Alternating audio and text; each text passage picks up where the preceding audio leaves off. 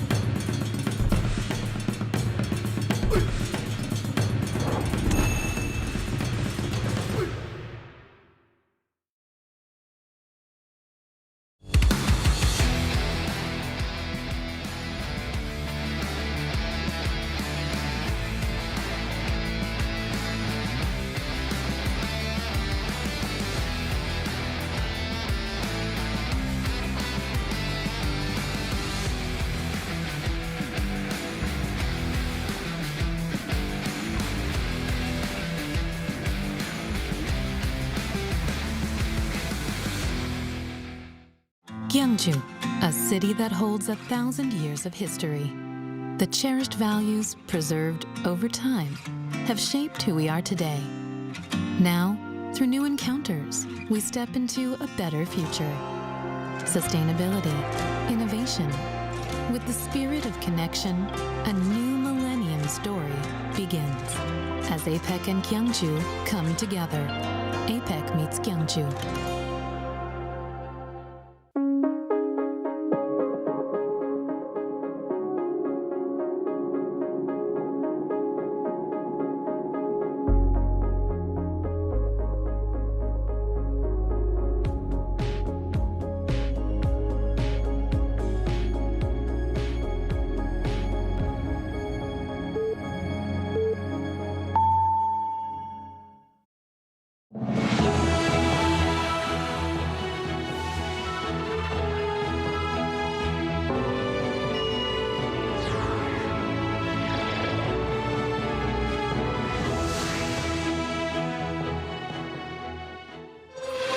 The consumer alert level has been raised to a warning in South Korea after authorities confirmed the phishing scams are related to the Coupang personal data breach. The government is setting up a task force to deal with the recent data leak. South Korea is determined to address the low growth and achieve a 3% economic growth rate through AI innovation, the country's science and ICT minister says.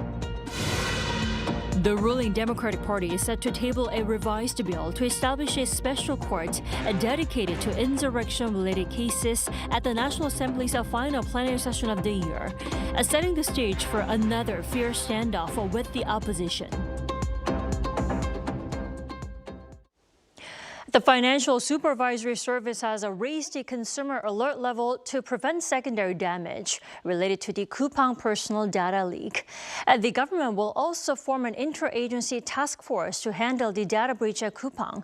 Cha Yoon-kyung has more. The Financial Supervisory Service has raised its consumer alert level to warning, saying that secondary damage such as voice phishing and smishing related to the Coupang personal data leak has been confirmed. According to the FSS, scammers are posing as prosecutors, police, and government bodies and pretending to handle the response to the data leak before luring people to phishing sites. The FSS said in a recent report that consumers had already been defrauded out of 11 million won, or around $7,400 through these phishing scams. It stated if a court, prosecutors, or police, the postal service, and the link demand that you access a certain site or link or install an app on the pretext of returned registered court mail or case verification, it is 100% voice phishing. Meanwhile, the government announced on Thursday that it will establish an interagency task force to handle the coupang data breach. The decision was made at a ministerial meeting on science and technology chaired by Science Minister Bae Kyung-hoon. The task force, led by the second vice minister of the Ministry of Science and ICT, Ryu Jae-myung, will include representatives from the Science Ministry as well as related bodies, such as the Personal Information Protection Committee, the Korea Communications Commission, and the Financial Services Commission. It will convene both regular and emergency meetings to exchange updates on ongoing police and government investigations and to explore measures to reinforce Coupang's responsibility in addressing the breach. Coupang has faced criticism for its lukewarm response to the breach and its uncooperative attitude toward Korean authorities. Harold Rogers, interim chief executive officer of Coupang, apologized for the breach during a parliamentary hearing Wednesday, but did not present detailed measures on customer compensation or data security. Angered by what they called Coupang's passive response, parliamentarians vowed tougher measures, including a national investigation. 차윤경, Arirang News. In other news, the Science Minister Bae Kyung-hoon believes AI innovation can serve to strengthen South Korea's economic growth rate to the 3% range. Park Jun-han reports. In a bold push to revitalize the nation's economy, South Korea's Minister of Science and ICT Bae Kyung-hoon has announced plans to leverage artificial intelligence to address low growth and achieve a 3% potential growth rate. Speaking at a CEO breakfast forum hosted by the Korea Chamber of Commerce and Industry on Thursday, Minister Bae emphasized the role of AI in transforming key industries like manufacturing, defense, biotechnology, and culture. The host of Thursday's event, Choi Tae-won, who is also chairman of SK Group and the Korea Chamber of Commerce and Industry, said that Korea's growth rate has fallen by about 1 percentage point a year since the 1990s, warning it could turn negative within 5 years unless a new national strategy is adopted to revive growth. On the same day, there was a science and technology-related ministers' meeting. Minister Bae outlined key initiatives, such as appropriately distributing NVIDIA's advanced GPUs promised to the South Korean government, developing a domestic neural processing unit, and developing a hyper-AI strategy called an AI Highway, which aims to enhance domestic network infrastructure and strengthen industrial AI competitiveness. Starting next year, we must move decisively toward an AI transformation and deliver tangible results in science and technology innovation. Across all industries, from autos and shipbuilding to finance, AI and digital technologies are driving productivity and value creation. If government ministries work together, science and AI can power real economic growth. As early as February next year, the government will distribute 10,000 of NVIDIA's high-performance GPUs to South Korean tech startups and researchers studying and training AI. Park Jun-han, Arirang News.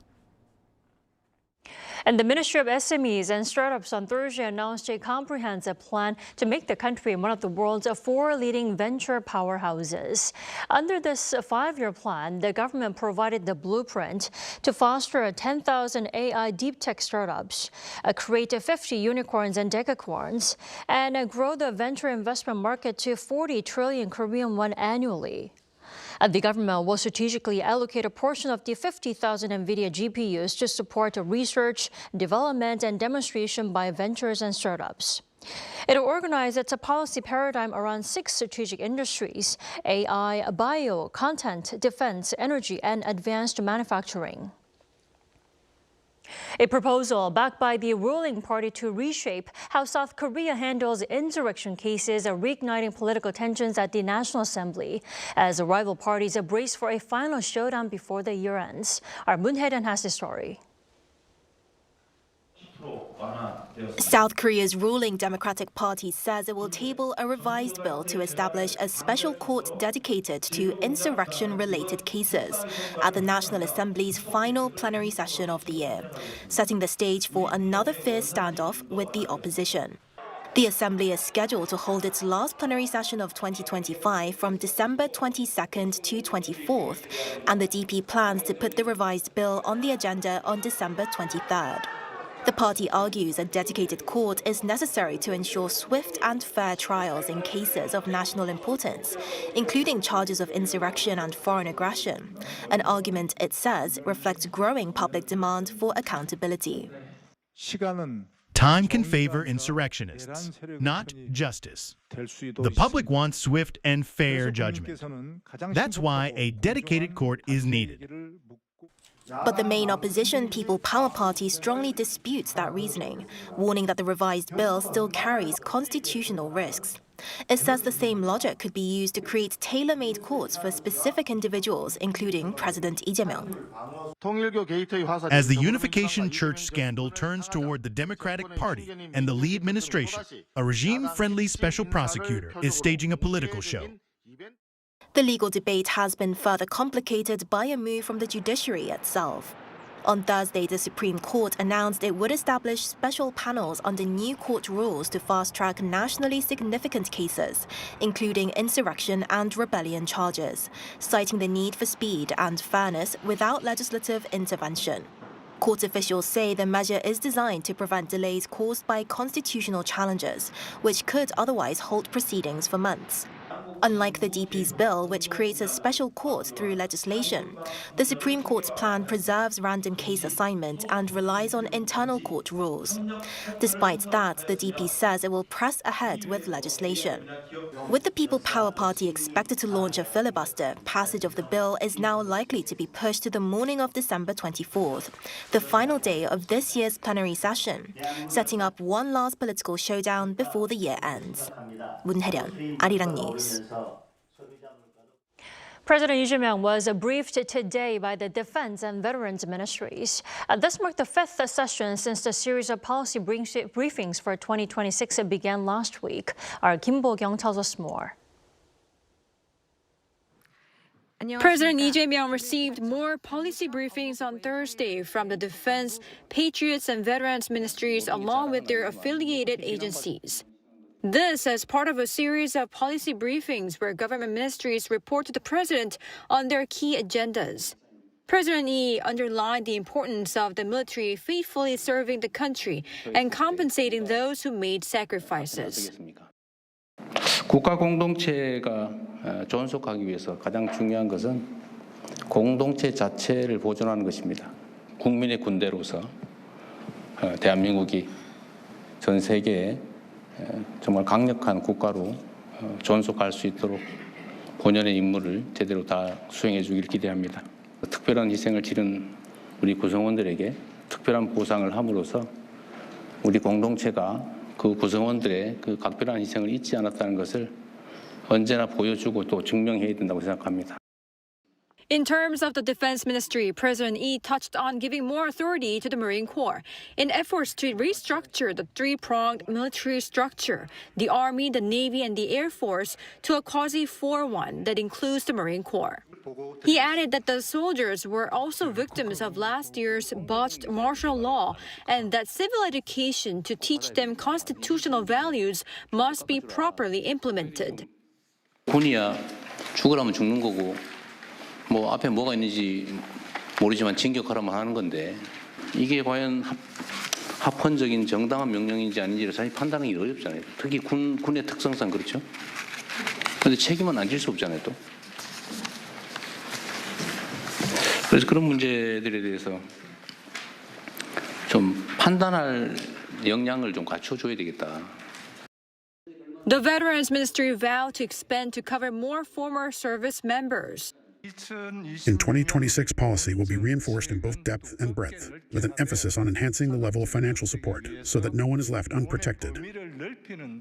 President Lee urged that proper honors should be given to the overseas veterans who fought in the Korean War and also called for the ministry to make sure veterans' hospitals provide high-quality service. When it comes to the recovery and repatriation of the remains of independence activist An Jung-gun, President Lee said he would add it to the agenda for the upcoming Korea-China summit. Kim Bo-kyung, Arirang News.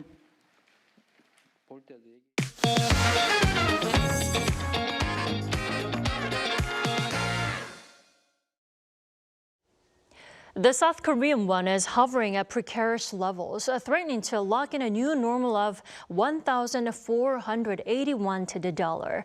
To discuss some more about the government's all-out response and what this means, our Kim Do-yeon joins me in the studio. Do-yeon, let's start with the numbers. They've been extreme. Where do we stand right now? Right. First, the South Korean won today closed at 14.78 to the dollar at the markets closing today. But let's see the yearly trend. We started the first quarter with an average of 13.99 won to the dollar. Things worsened in the second quarter and hitting an average peak of 14.53 won. We saw some stabilization in the third quarter, dropping back to the 1300 won range. But that relief was short-lived. In this fourth quarter, the average has shot back up, reaching the 14.75 won mark.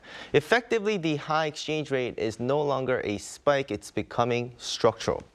So we are seeing a structural rise. And the question is, why is the won so weak? Is it just external factors like the strong dollar? Well, it is a combination of both. But experts point to a fundamental imbalance in supply and demand within Korea. Experts explain that while everyone wants dollars to invest in the U.S., no one wants to sell them, which is fundamental to what determines the market value. Exporters are also holding onto their dollars, expecting the won to fall further, creating a supply crunch. Demand for dollars is high because investors are leaving the Korean market for the U.S., while supply is low because exporters are holding on to their dollars. Those who have already invested in the U.S. are also keeping their profits there instead of bringing them back. So it is a vicious cycle. Now, the government seems to be waging an all-out war to, break this loop. What are they exactly doing? So the government is tackling this from multiple fronts. Now, it started with a simple message, acknowledging the issue. Now, agencies have been meeting constantly. Even this morning, Deputy Prime Minister Ko In-cheol and chiefs of the Financial Services Commission, Financial Supervisory Services, and the Central Bank met, saying they'll be monitoring the exchange rate 24/7. And the latest measure came from the Finance Ministry, with more focus now on help from private institutions. It raised the limit on foreign banks' foreign exchange positions to 200% to physically bring more dollars into the system. On top of this, the presidential office summoned executives from 7 major conglomerates this afternoon, including Samsung, LG, and Hyundai Groups, a direct SOS asking them to release their dollar holdings. As I mentioned, exporters are hesitant on turning their earned dollars into won right now.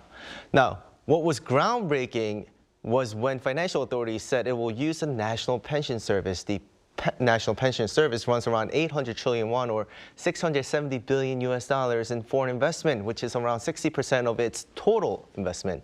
And it does hedge against the dollar to keep won stable, but it doesn't work that well right now. Because the rules for the National Pension Service's overseas investment are operated too transparently, how much will go out is all known. Furthermore, the decision-making criteria, such as the timing of hedging or when to stop hedging, are too well known to overseas and domestic market participants. So the new plan is to make these rules less transparent and more strategic, effectively hiding their course to keep the market guessing. So those are some aggressive steps, but I do have to ask, will these work? And with the current level of the exchange rate, is the nation in danger of having a financial crisis? Now, first, historically, the government has been involved in dealing with the foreign exchange market when it affects the nation's economy. Now, the goal is not to distort the market while making policies favorable to strengthen won. As for the conglomerates exchanging their dollar profits into won, that might not be a sustainable measure. Even if these large companies release their dollars, individual or institutional investors are likely to buy them up immediately to invest in the U.S. So while there might be a short-term impact, it is not a sustainable solution. Now, for other measures, we will have to see. And as for your questions on whether this could become a financial crisis, the BOK governor defined this not as a financial crisis, but as a livelihood crisis. I completely disagree that this is a traditional financial crisis. But in other respects, I would call it a crisis and I am deeply worried. The current exchange rate has a significant impact on inflation. Furthermore, when rates rise like this, the divide between those who benefit and those who lose becomes extreme. He warned that if the exchange rate stays at the 1471 level or even goes higher, inflation next year could jump from the forecast 2.1% to mid 2% range, deepening the economic divide between exporters who benefit and households who suffer. I see. Toyon, thanks for the coverage tonight. I appreciate it. Thanks for having me.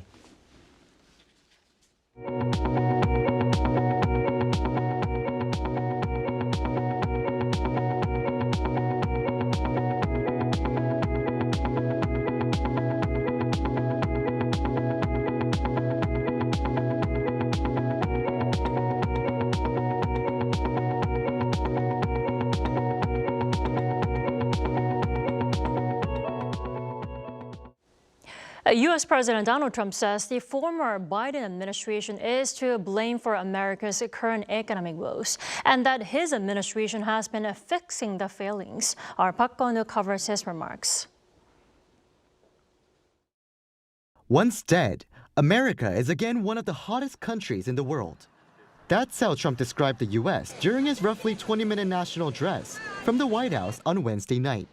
He opened by criticizing former President Joe Biden while praising what he called the achievements of his own administration. 11 months ago, I inherited a mess, and I'm fixing it. When I took office, inflation was the worst in 48 years, and some would say in the history of our country, which caused prices to be higher than ever before, making life unaffordable for millions and millions of Americans. Trump claimed prices are now falling, and he's bringing them down very fast, specifically citing a Thanksgiving turkey that he said was 33% cheaper than last year. He also touted his achievements, speaking about the large investment he secured, crediting his tariff policies. I've secured a record-breaking $18 trillion of investment into the United States, which means jobs, wage increases, growth, factory openings, and far greater national security. Much of this success has been accomplished by tariffs. My favorite word, tariffs, which for many decades have been used successfully by other countries against us, but not anymore. Trump added that wages are rising much faster than inflation and said more families would feel the economic benefits of upcoming policies, including major tax cuts. The U.S. president also announced what he called a warrior dividend, promising over $1,700 checks to U.S. service members before Christmas. He also hinted at an appointment for a new Federal Reserve chair who believes in low interest rates by a lot that's soon to be announced. However, recent polls paint a different picture. A Reuters and Ipsos poll released Tuesday showed that just 33% of U.S. adults approve of how Trump's handling the economy. In a separate poll by PBS News, NPR, and Marist released on Wednesday, Trump recorded his lowest ever economic approval ratings, including during his first term, with only 36% approval, as many cite concerns over the cost of living. With next year's midterm elections approaching, which are widely seen as a measure of public sentiment toward the Trump administration, eyes are on whether Wednesday's address will make the poll results rise again. Park Kwon-woo, Arirang News. South Korea can be a good example for Ukraine when learning about peace negotiations and ceasefire management. That's what Norwegian Foreign Minister Espen Barth Eide said during an interview with Yeonhap News Agency in Seoul on Thursday, while pointing out differences between the Korean War and the Ukraine crisis. He stressed the similarities and that both North Korea and Russia faced stronger resistance and international support than they expected. The foreign minister further voiced concerns over military ties between Pyongyang and Moscow and called for Norway to build a close security partnership with South Korea. And now, while in South Korea, Eide held talks with his South Korean counterpart Jo Hyun on Wednesday to explore the two countries' cooperation on defense, AI, and minerals. The Norwegian's top diplomat's visit to South Korea marks the first of its kind in 32 years.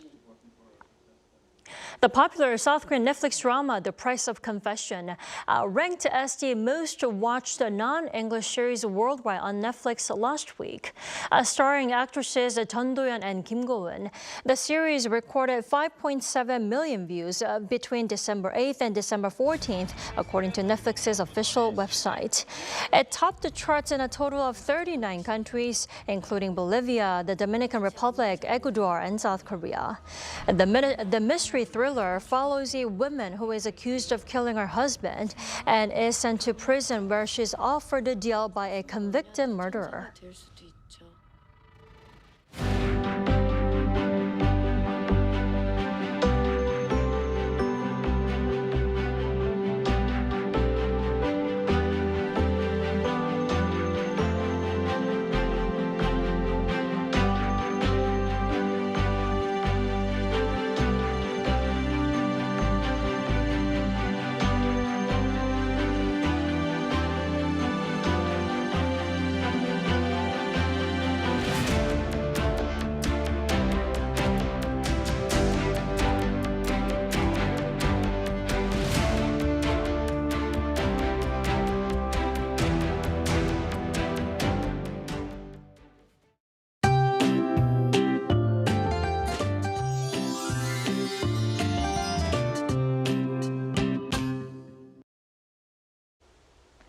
Even though there was a brief cold snap across the country this morning, temperatures moved up quickly in the daytime.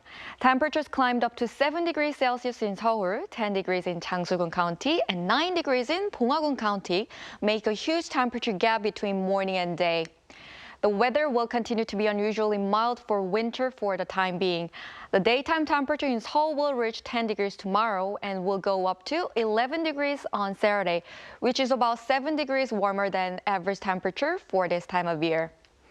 Tomorrow morning, Seoul will start off at 0 degrees, Daejeon at -3. Daily highs will rise up to 13 degrees in Daegu, 16 degrees in Gwangju.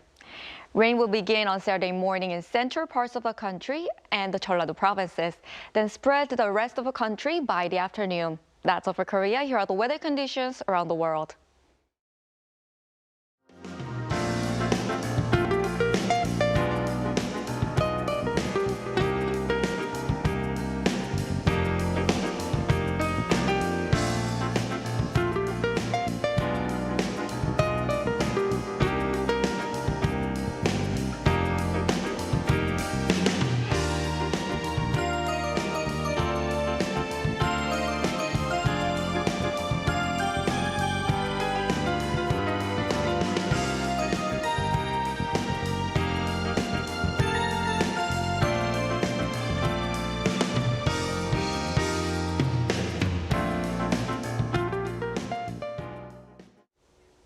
That is all we have for tonight. I'm Kim Dami. From all of us here at Arirang, thanks for watching and good night.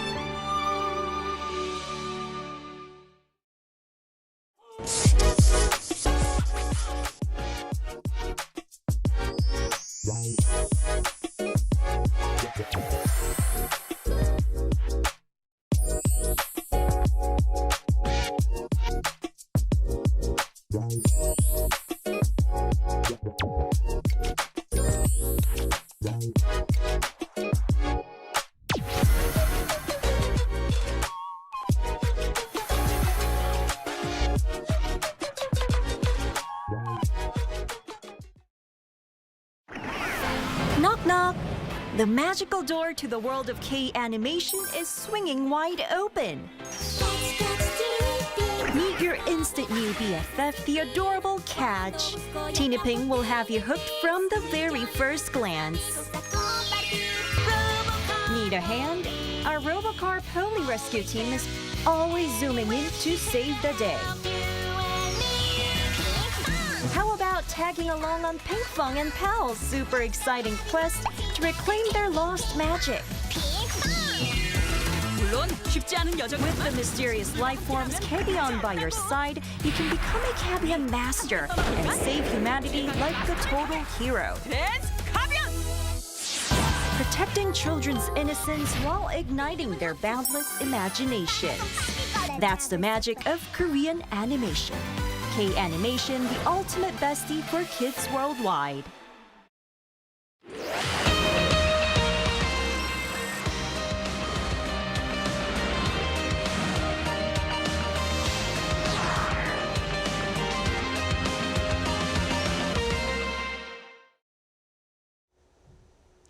Welcome to Within the Frame, where we bring the most pressing issues across the globe into focus. I'm Kim Mo-gan.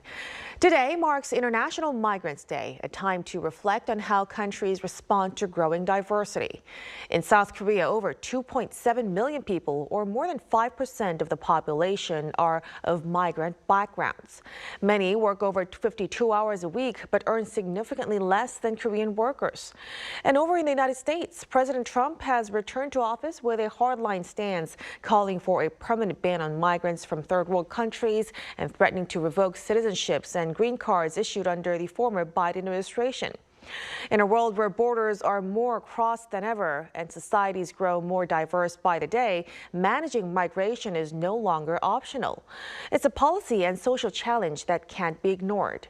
For a deeper discussion on this topic, we connect to Lee Hyun, Dean and Professor of Law at Handong International Law School. A big welcome, Professor.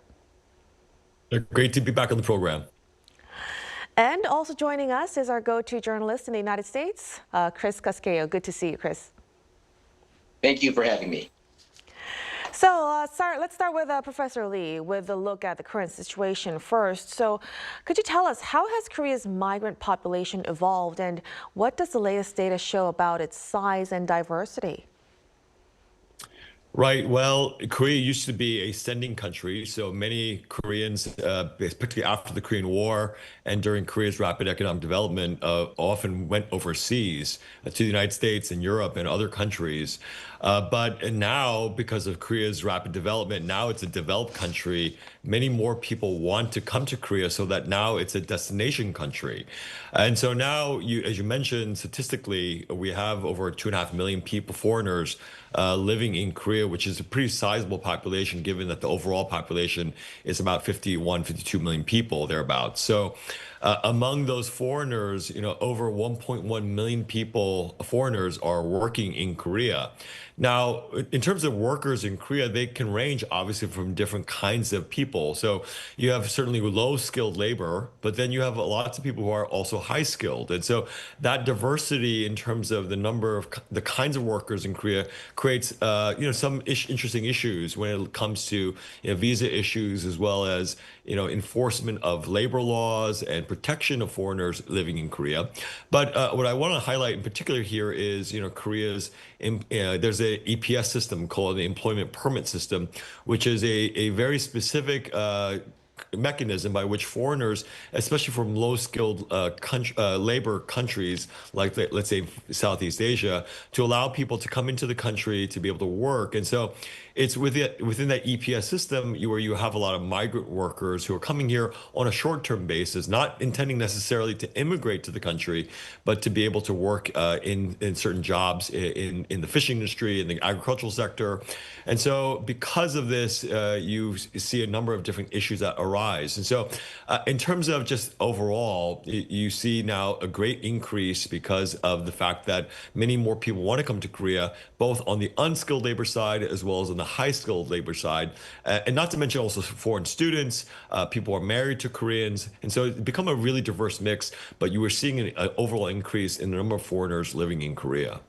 Right, so we're definitely seeing a growth in these numbers and also a diverse types of people coming into the country. But most importantly, protections and legal measures would be important. Could you name for us like what kind of protections exist for them and what are the major legal gaps?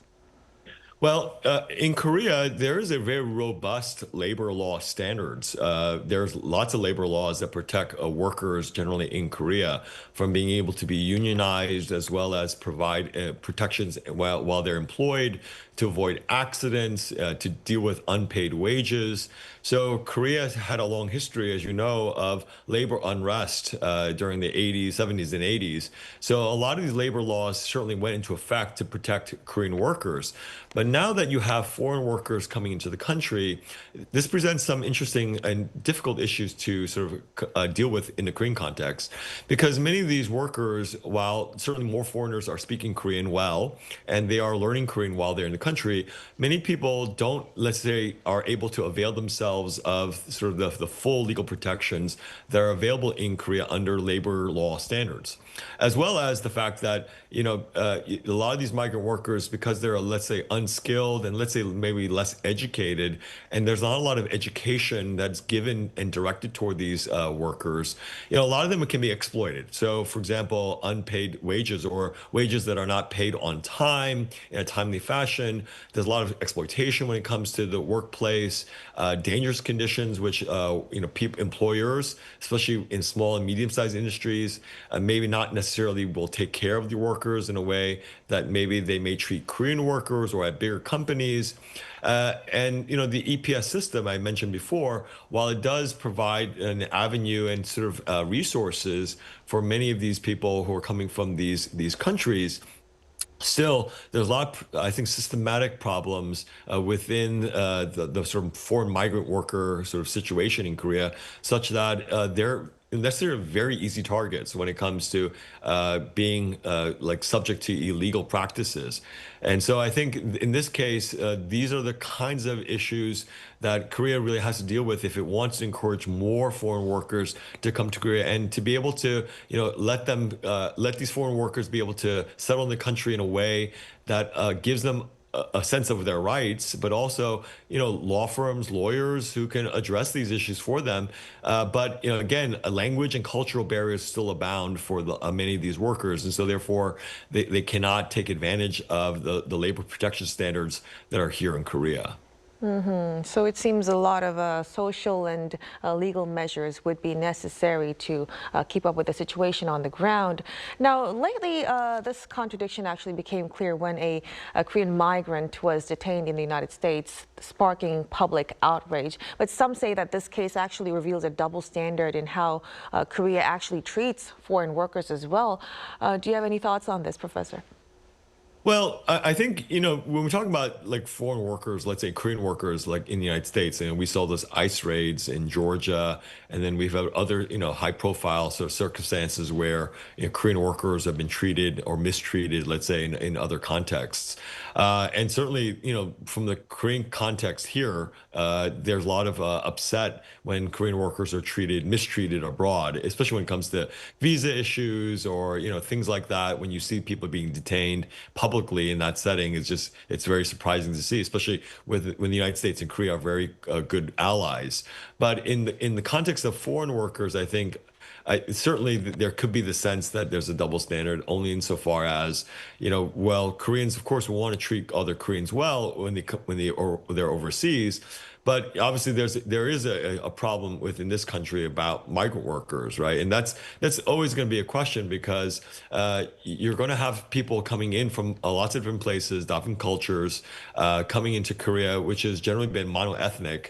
And another question is, how do you deal with people who are very different, who have different cultural backgrounds, different ethnicities, languages, and how do you kind of, deal with that in terms of assimilation potentially, right? Because that's really the big question is, how do people adapt? But then how do you adapt to people who are coming into your country? That's often a political issue. That's an issue that relates to society and culture. And so I think those are the big challenges facing Korea in the future, because if Korea wants to encourage more people coming into the country, then there's sort of a back and forth that needs to happen in terms of certainly people coming into Korea need to adapt to the local circumstances and speak the language and understand the culture. But also on the other side, if you're going to invite lots of foreigners into the country, there's got to be some adaptation of the legal system and the culture to potentially accommodate all these people who potentially want to contribute to the country. So I think this becomes the real challenge Korea going forward in terms of dealing with these kinds of issues. Definitely. So we would be looking for some mutual respect in and out of the country. Now, that latest incident actually was one example of a wider shift in the United States. Chris, could you remind us, ever since returning to office, what kind of change did President Trump leave on the area of immigration? Well, as he promised when he campaigned last year, he definitely has taken a harder line on immigration. Illegal border crossings at the U.S.-Mexico border, the southern border of the U.S., have dropped to their lowest level in almost half a century. And since he returned to office in January 2025, Trump has moved very quickly to expand immigration enforcement, both at the border with Mexico and inside the United States. The so-called One Big Beautiful Bill Act that was passed this summer, the signature legislation of Trump and congressional Republicans, allocates more than $170 billion over 4 years for border and interior immigration enforcement, with a stated goal of deporting 1 million immigrants who are not here legally each year. Another major change from the previous administration has been the resumption and expansion of immigration and customs enforcement ICE raids in big U.S. cities, including New York, Chicago, Los Angeles, Minneapolis, and Houston. While they officially target undocumented immigrants with criminal records, the raids have increased fear across these immigrant communities in these major cities, including among legal residents from these communities and mixed status families where, perhaps the parents are there undocumented in this country and the children are legal citizens. The administration has also tightened asylum standards for those who are seeking political asylum here in the United States, slowed or paused immigration processing from dozens of countries, and rolled back protections such as temporary protected status for several nationalities. And there was a November shooting here in Washington, D.C. that involved 2 National Guard members who were deployed by President Trump to help with crime here in the District of Columbia. But the White House has framed these steps with tightening immigration enforcement as necessary for security. And that case actually involves an Afghan asylum seeker who is accused of shooting those National Guard members. Right. So, Chris, you've just pointed out about the Afghan asylum seeker case. We also want to hear how did that actually play out politically and also in the media? How do people take it? Yeah, after this shooting in November, the Trump administration moved quickly to permanently block migration from what he termed third world countries. Now, as of this week, it's expanded. Citizens of 39 countries, including Afghanistan, Myanmar, Somalia, Sudan, Syria, Venezuela, and Yemen, are either banned from traveling to the U.S. or face severe restrictions on whether they can come in or not. Now, critics say this move closely resembles Trump's first-term travel ban, which targeted several Muslim-majority countries and was repeatedly challenged in U.S. courts. Now, politically, this rhetoric has energized Trump's base. They really like his hard line on immigration, but it has drawn sharp criticism from Democratic opponents and civil rights groups and some allied U.S. countries who say that it is far too broad and can target some of the citizens who are here legally, as we saw in the case of the Maryland man, Kilmar Abrego Garcia, who was deported to El Salvador mistakenly, that the government admitted, and he is currently free awaiting whether he will be deported to even another country. Now, in the media, the conservative outlets often frame this as a security and a national security issue, but the progressive outlets highlight some of the legal risks of targeting such a wide swath of people, the humanitarian impacts and concerns about whether the punishment for what is essentially a misdemeanor, a minor crime, being in the country illegally goes too far. Right, so these cases definitely gave a lot of political fuel to a much broader agenda in the United States. But Professor Lee, legally speaking, President Trump has also threatened to revoke green cards and citizenships granted under the former Biden administration. How viable is that under American and international law? Well, U.S. law does allow for, in this case, we're talking about adjustment of status, and that's, within 5 years if the person wasn't actually eligible. So you'd have to do a review of all the applications for citizenship and green cards and make an individualized determination as to whether or not the basis for their application approval was somehow defective, right? There could have been fraud, right? There's a number of different reasons why your application could be rescinded in terms of naturalization and for green cards.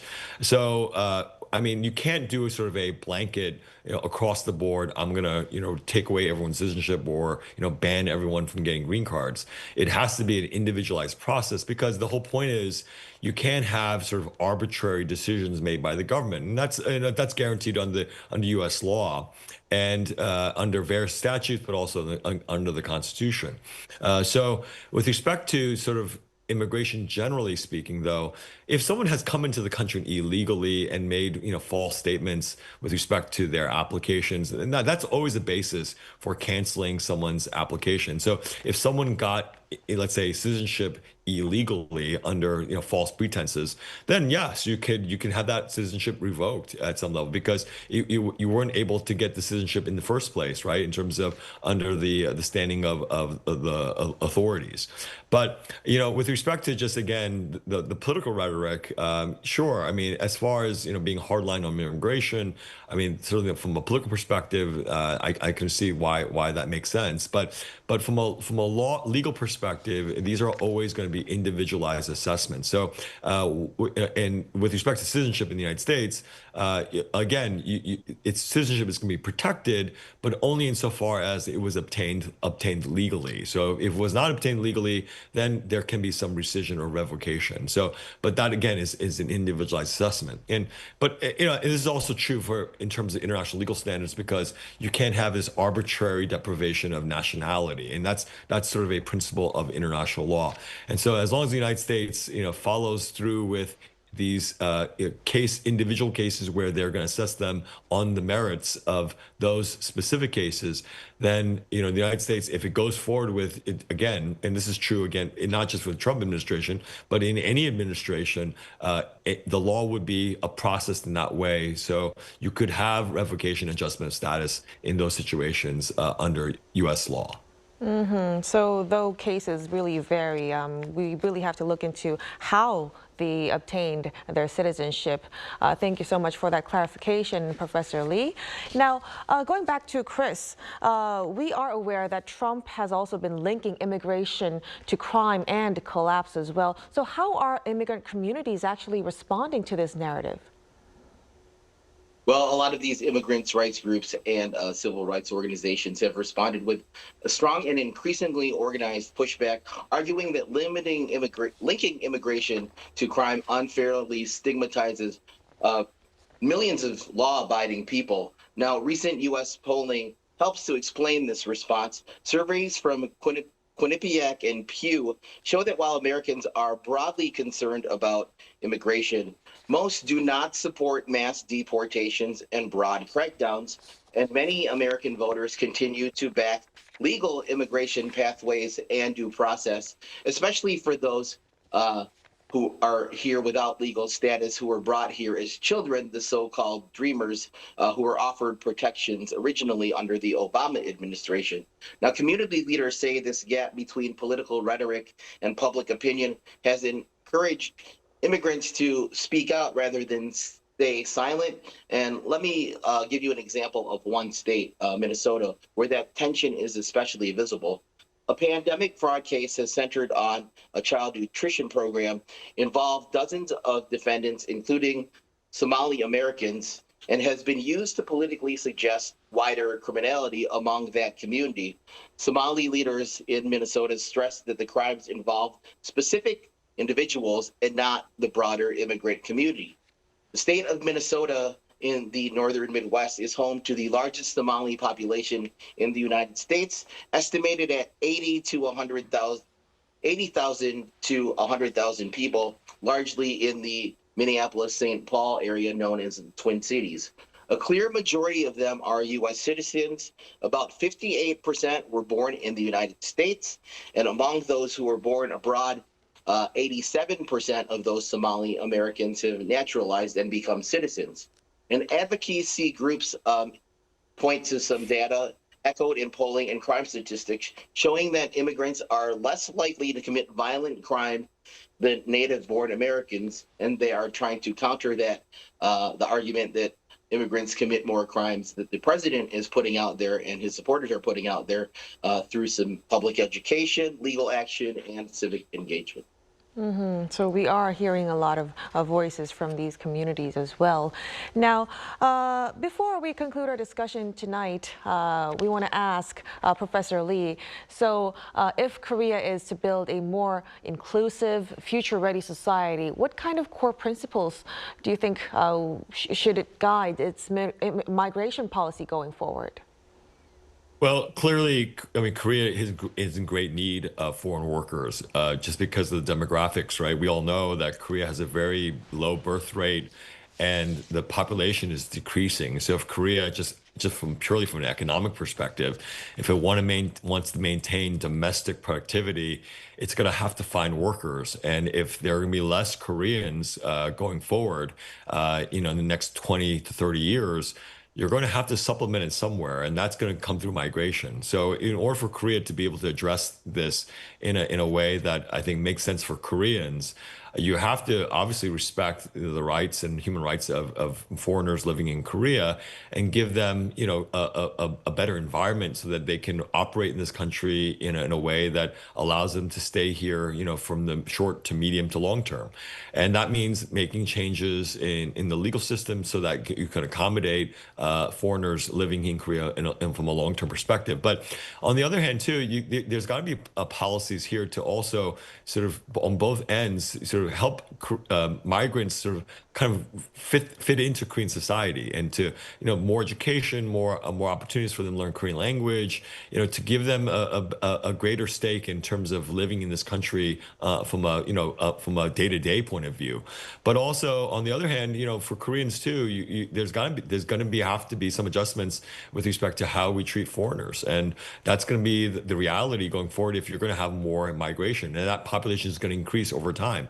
And inevitably, there's going to be social problems. There are going to be social issues. I mean, I think no one doubts that. But the question is then how will the Korean society respond to that is, I think, the big challenge going forward. And I think, time will tell in terms of how Korean society adapts to this new reality of more foreigners living into Korea. Right, indeed. So migration today is reshaping labor, law, identity across borders and generations. So it's going to be a long-term challenge that demands a clear policy, but we will be looking for continued efforts on that front. Thank you for your insights, Professor Lee. And thanks for having me. And also, of course, Chris, thank you so much for your time tonight. Always good to be with you. And that'll be all from us on Within the Frame. Be sure to tune in again next time as we continue to explore the stories that matter. Till then, stay informed and engaged.